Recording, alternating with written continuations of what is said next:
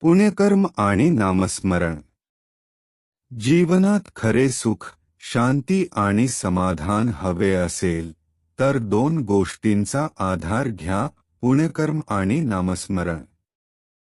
गरजूंना मदत करणे, सत्य बोलणे, इतरांचा आदर करणे आणि निस्वार्थपणे चांगली कर्मे करणे म्हणजे पुण्यकर्म. अशा कर्मांमुळे मन शुद्ध होते आणि जीवनात सकारात्मकता वाढते. त्याचबरोबर देवाचे नामस्मरण मनाला स्थैर्य आणि शक्ती देते. राम, कृष्ण, विठ्ठल किंवा आपल्या श्रद्धेतील कोणतेही पवित्र नाम भक्तिभावाने घ्या.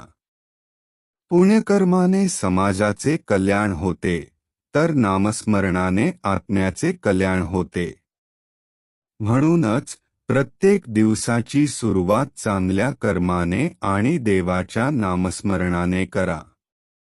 यातच ख्या आनंदाचा आणि जीवनाच्या यशाचा मार्ग दडलेला आहे.